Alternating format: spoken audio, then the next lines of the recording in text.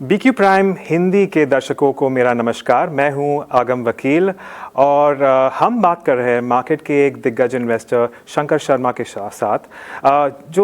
जो हमने पिछले 1.5 महीने में देखा है कि मार्केट्स थोड़े से करेक्ट हुए हैं, उसके बाद शंकर कैसे देख रहे हैं इन मार्केट्स को और इन मार्केट्स में उनका कैसा अप्रोच है। शंकर, आपका शो में स्वागत है। मेरा पहला प्रश्न ये है कि मार्केट के इस छोटे से करेक्शन में क्या करना चाहिए और ज़्यादा खरीदे या कैश में थोड़ा बहुत रहना चाहिए, और इस गिरावट के बाद कहाँ खरीदी की जा सकती है? तो मेरा ये मानना है, और मैंने कई बार ट्विटर पे पोस्ट भी किया था, समझ लिए पिछले 1.5-2 महीने से, कि मार्केट काफी ओवर हीटेड लग रहा था मुझे। बहुत लोग कैरिड अवे हो गए थे, बहुत ज्यादा उत्साह हो गया था। जिन लोगों को बाजार के बारे में कुछ मालूम नहीं, कुछ अनुमान नहीं, कुछ ज्ञान नहीं, वो लोग भी पैसे बना रहे थे। इस तरह की चीजें बहुत लंबी नहीं चलती है, और बाजार में ये बिल्कुल स्पष्ट था कि एक झटका आना जरूरी था, क्योंकि इस तरह के जब uneducated part of the market starts to make easy money, markets are not easy. वो हमें नजर आता है कि बहुत आसान है, बट ये आसान नहीं। आसान होता तो फिर सदियों से लोग, मतलब हजारों करोड़ रुपए आम आदमी बना के बैठा होता। लेकिन largely most people will lose money in the stock market, ये रूल है बाजार का। तो जब आम जनता ज्यादा पैसे बनाने लगे, तो उस वक्त कॉशन का एक एक एक महत्व होता है। और मैंने ये कॉशन किया था मार्केट के, जो भी लोग मुझे ट्विटर पे फॉलो करते हैं, और उसके बाद मार्केट में काफी शार्प करेक्शन आया। मैंने ये बार बार कहा है कि थोड़े पैसे ले लो टेबल से, बिकॉज बहुत ज्यादा रिटर्न इसी मार्च से अगर हम देखें तो the index itself is up sharply, individual stock double हो गए। तो उस टाइम में आप इतनी लालच में अगर पड़ोगे तो कभी पैसे नहीं बना पाओगे मार्केट में। थोड़े पैसे ले लो। अगर लोगों ने ये इस राय को माना होता तो उनके पास कैश होता। एंड इस करेक्शन में बहुत अच्छा मौका मिला है हमें, बहुत ही अच्छा मौका मिला है, और अभी भी मिल रहा है अच्छी कंपनियों को लेने के लिए। तो अगर आपने ऊपर में थोड़ी प्रॉफिट बुकिंग की है, तो आपके पास आज कैश है, और उस कैश को आप बिल्कुल डिप्लॉय करें। बिकॉज बुल मार्केट खत्म नहीं हुआ है, लेकिन इस बुल मार्केट में जब उत्साह बहुत ज्यादा हो जाता है तो मार्केट टाइम टू टाइम ये झटका देता है। तो ये एक वन ऑफ दोज, एक एक इसको कहते हैं एक टेम्पररी स्पीड ब्रेकर है। शंकर, आपने कुछ टाइम पहले ये भी ट्वीट किया था कि it's okay to drink, it's okay to drive, but it's not okay to drink and drive, and that's exactly what lakhs of newbies are doing on the market investment road right now.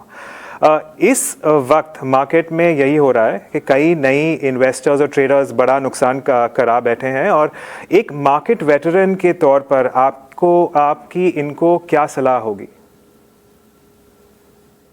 मुझे सलाह यही देनी है कि आप इस game को आसान ना समझें। मेरी एक ही सलाह है, स्टॉक मार्केट का गेम बहुत ही कठिन है, बहुत ही जोखिम वाला है। अगर कोई आपको ये कहे कि आसान है और ये ऐसे ले लो वैसे ले लो और आप पैसे बना लोगे और पैसे बना के निकल जाओगे, टेबल से उठ जाओगे, आप रेयरेस्ट ऑफ रेयर होंगे। तो इसको आप कृपया करके इस गेम को आसान ना करें। इस गेम को आप मंथ्स गेम ना बना दें। बहुत डिफिकल्ट गेम है, इसमें बहुत स्टडी चाहिए, और जब बिना स्टडी के पैसे बनने लगे तो उस वक्त आप सतर्क हो जाइए। आज से 25 साल पहले 99-2000 में भी ऐसा ऐसा माहौल आया था, और मैं उस वक्त मुझे उतना तजुर्बा नहीं था, और उस बिना तजुर्बे के मैंने बहुत पैसे बनाए थे। और मैंने यही बात खुद को कही थी कि मुझे कुछ खास आता नहीं मार्केट के बारे में। मैं अपनी मिड-30s में हूं और मैंने इतने पैसे बना लिए। इसका मतलब ये मार्केट अब आगे नहीं चलेगा, क्योंकि अगर मेरे जैसे बेवकूफ, मेरे जैसे अनाड़ी लोग पैसे बनाने लगे, और यही मैंने बात अपने आप को 23-24 साल पहले कही थी, और उस थिंकिंग ऑनेस्टी के चलते मैंने अपने शेयर बेचे और पैसे मेरे घर पे आए। अगर मैं अपने आप को झांसा देता कि मेरी स्मार्टनेस के चलते पैसे आ रहे हैं, तो शायद मैं कभी नहीं बेचता और सारे शेयर 50, 80, 90, 100% तक डाउन हो गए थे। तो आज भी जो इन्वेस्टर बड़े आसान पैसे बना रहे हैं, अपने आप को कृपया करके ये कहें आपको आता क्या इस चीज के बारे में, और उसके बिना बिना बिना बिना ज्ञान के अगर आपके पास पैसे आ रहे हो तो थोड़ा आप उस पैसे को ले लो। देखो, अज्ञान का पैसा लंबा टिकता नहीं। शंकर, चुनावी सीजन भी शुरू हो रहा है और मार्केट पर क्या असर दिख सकता है इसकी वजह से इस वक्त मार्केट क्या मानकर चल रहा है? मार्केट आई मीन चुनाव इंडिया में होते रहते हैं। मेरे ख्याल से मार्केट में अगर एक पर्सपेक्टिव है कि बीजेपी सरकार आएगी या सारे इलेक्शन जीतेगी तो मार्केट को लगता है कि मार्केट अच्छा हो जाएगा। मेरा ये मानना है कि इलेक्शंस का एक बहुत ही टेम्पररी प्रभाव होता है मार्केट्स के ऊपर। अगर आप इतिहास देख ले, कई सरकारें आई हैं, कई सरकारें गई हैं, कई लीडर्स आए, कई लीडर्स गए हैं। मैं हिंदुस्तान या भारत या इंडिया को किसी एक पार्टी और किसी एक लीडर से कहीं ऊपर मानता हूं, कहीं ऊपर मानता हूं। मुझे मेरा विश्वास देश के ऊपर है, मेरा विश्वास किसी एक पार्टी के ऊपर नहीं है। तो मेरा ये मानना है इलेक्शंस में अगर उतार चढ़ाव हो, खास करके उतार हो, अगेन वो एक बहुत ही बढ़िया उम्दा बाइंग अपॉर्चुनिटी बनेगी। तो मार्केट को इलेक्शन से कोई फर्क नहीं पड़ता टेम्पररी इफेक्ट के अलावा। बस मैं इतना ही कहना चाहता हूं, हमारी देश की ग्रोथ स्टोरी इंटैक्ट रहेगी। कोई भी लीडर हो, कोई भी पार्टी, अगर आप यूनाइटेड फ्रंट गवर्नमेंट जो कि बहुत ही ज्यादा फ्रैगमेंटेड कोalition था, 97 98 में 2 साल रही थी, जीडीपी ग्रोथ उन्होंने 8.5% दिया था, हमें 8.5%। एंड ड्रीम बजट दिया था 1997 का, जब टैक्स रेट्स घटे थे, जब पहली बार हिंदुस्तान में हमने लोअरिंग ऑफ टैक्स रेट देखा था, वरना तो उसके पहले यही था कि सारे टैक्स रेट बढ़ेंगे। तो ऐसी बात नहीं है कि किसी एक ही सरकार, एक ही लीडर के ऊपर ये देश चलेगा। देश हमारी 1947 में आजाद हुई, तब से अगर हम देखें तो कई लीडर्स आए हैं, कई पार्टीज आए हैं, लेकिन ट्रेजेक्ट्री हमारी वन वे अप रही। और आपको विश्वास देश पे रखना है।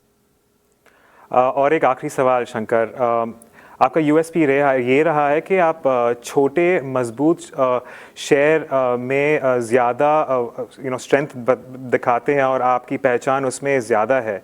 आप इस वक्त कौन सी थीम्स पर बुलिश है? आप हमारे दर्शकों को कुछ बता सकते हैं? मैं भारत के ऊपर बुलिश हूं, मैं स्मॉल कैप्स के ऊपर बुलिश हूं।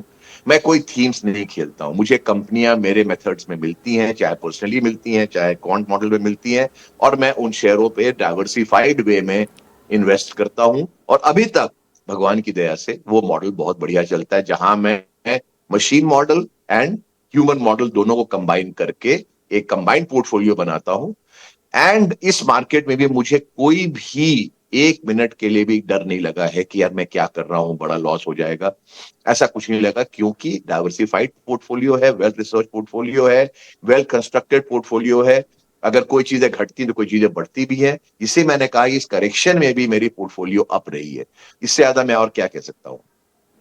शंकर शर्मा, आपको अपना आकलन मार्केट्स में देने के लिए और अपने दर्शकों को हमारे साथ जुड़ने के लिए बहुत बहुत धन्यवाद। आपको आपकी दिवाली शुभ रहे और wish you also very prosperous new year. Thank you. Thank you, and same to you and all your viewers. Thank you for having me.